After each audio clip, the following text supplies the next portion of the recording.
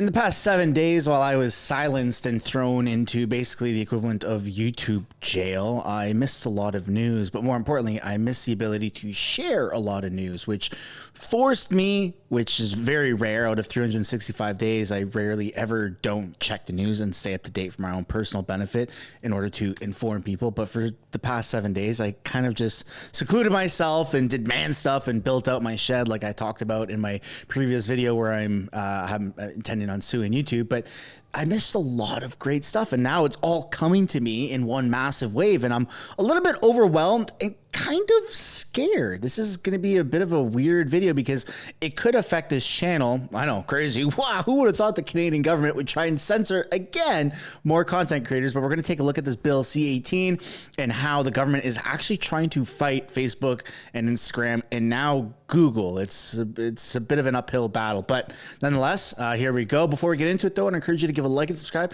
if you haven't already. I'm sure you missed me saying that, as well as turn on the post notifications so you can add a layer of insurance to getting notified for these videos. And if you like a matching hat, that's right, we're bringing back the merch plugs. You can click on the link down in the description as well as the pinned comment below. The hat I have right here is this Freedom one. I have a white hat. I do have an order for a colored one coming in. There's hoodies, there's shirts, there's men and women, obviously, and I guess everyone in between who wouldn't identify as either of those. You've got coffee mugs, a bunch of great stuff here. There's also different collections. So if you want the link for that, it is down in the description below. Without further ado, let's take a look at what True North clipped here on Twitter of Heritage Minister Pablo Rodriguez announcing that the government of Canada will suspend all government advertising on Facebook and Instagram after failing to reach a deal with Meta after the passing of Bill C-18. We're going to watch the video, and then I'm going to add my 2 cents, and then we're going to read an article that actually shows legitimate censorship of news in Canada. It's pretty crazy. The platforms don't have any obligations under the Act. None. And despite this, Facebook has decided to be unreasonable, irresponsible, and started blocking news. This is why, today, we are announcing the Government of Canada will be suspending advertising on Facebook and Instagram. And this is exactly what Canadians are expecting. So today we're calling on both platforms to stay at the table, work through the regulatory process with us, contribute their fair share, and keep news on their platforms. It's good for the platforms, good for news in Canada, good for Canadians, good for our democracy. That is true. News is very important, even when it comes from the propaganda stations and government-funded stations such as CBC, Global News, and CTV. But we do have a necessity for what the government, from my understanding of this bill, what the government is trying to do is stronghold these companies into paying directly, hey, we have government-funded media. You must pay us to have our government-funded media on your platforms. And the big tech companies are saying, no. Now, everybody is equal. It's the Wild West. You want to get paid, then you get paid through ads just like everybody else. There is no special program. And this is the issue with Canada. Canada is trying to reinvent the wheel on so many different things.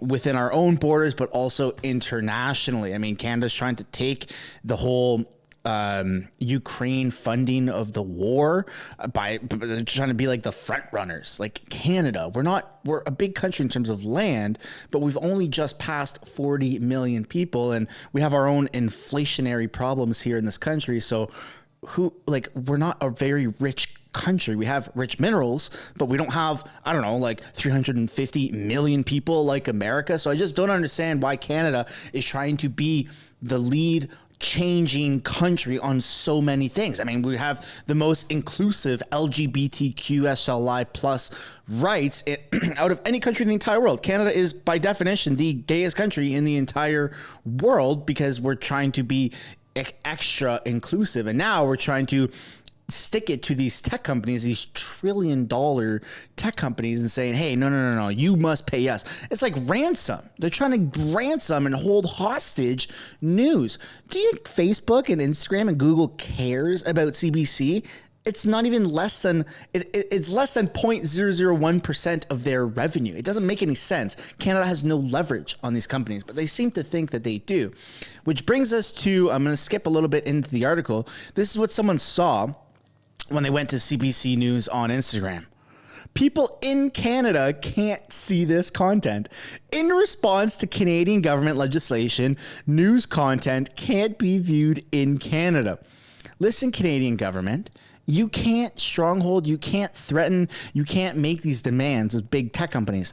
Everybody is equal. By the literal definition of what the Liberal government's values are, equality, equal outcome, everybody has the same chance on social media. You have a small creator in terms of, the global scale of influence, like Mr. Sunshine Baby, versus a multi-billion-dollar state-funded media like CBC. Equal chance. We are both on the same level in terms of the potentials of our reach and the potentials of our income through ad revenue. Except one of us is able to push merch and the other isn't. Merch link down in the description below. Canadian news is starting to vanish from Instagram.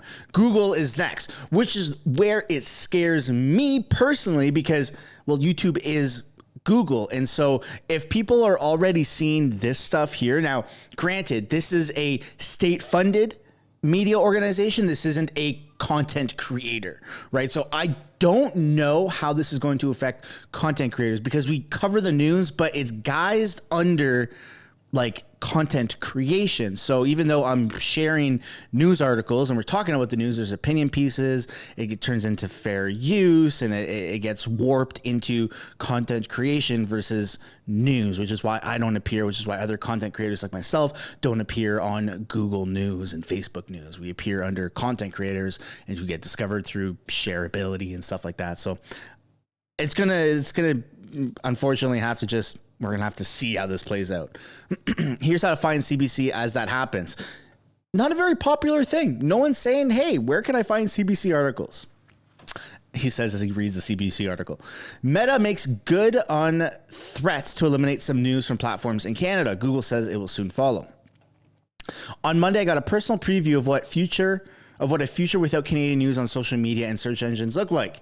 I had pulled up the CBC News Instagram account on my phone with more than 662,000 followers.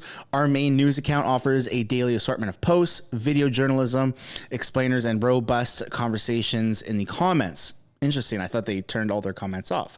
It reaches a younger audience that is important to us, and based on the activity we see there, just as interested and independent, fact-based journalism as any other age group we serve.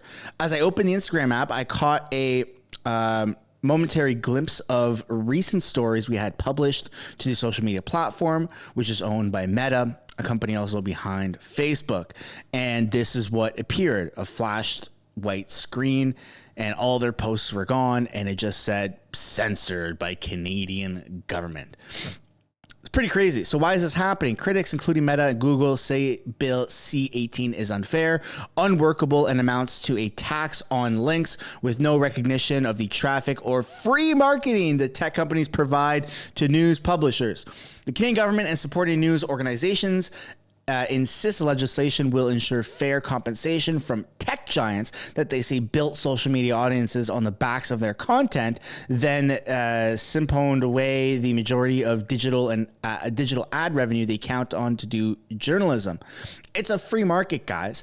It's so hypocritical for the Canadian government to try and pull ransom on this. It's a free market. If CBC is as good as what the Canadian government says and as necessary as what the Canadian government says, same with CTV and Global News and all our other mainstream media organizations here in Canada, then free market it. You will have organic traffic. You'll have people typing in CBC. You'll have people typing in Global or CTV or whatever state-funded media they want to look up. It's a free market. That's the Canadian. That's the country that this Liberal government wants, is equality. Why else would we be dedicating 1 month for Pride season to SL plus LGBTLI? You know what I'm trying to say, right? Equality is what the Liberal government stands for, but they want more. The Canadian government wants more. Everyone else is equal, but we want more. Equality is equality. And at the end of the day, they're going to have to eat their own words, and they're going to have to submit, because Instagram, Facebook, and Google will not condone threats. They will not take, be held ransom for this Canadian government. We're just a small pea in a massive ocean. And that's where I'm going to end the video, guys. Thanks for watching. Don't forget to give a like and subscribe if you haven't already. I'd love to know what you guys think down below in the comments. Do you think that the Canadian government will win this, or do you think that they will have to submit to the tech giants? Personally, I'm here for the ride. I'm very interested to see the Canadian government submit to tech giants. It's going to be very, very, very embarrassing, and we're all going to be watching with a smile on our faces. Thanks for watching. I'll see you in the next video. Thanks so much for making it to the end of the video. If you want to support the channel financially, you can do so by checking out the merch shop linked right up there. Or if you want to do something for free, which is also absolutely acceptable and highly encouraged, you can subscribe right there. If you want to continue watching videos like this, you can do so by clicking or tapping right there to watch the next upcoming video. And if you want to watch a little bit of different content, but also Canadian stuff, you can do so by clicking right up there. That's my second channel, House of Canada, also known as the House of Commons Highlights. Thank you so much for watching. I look forward to seeing you in the next video.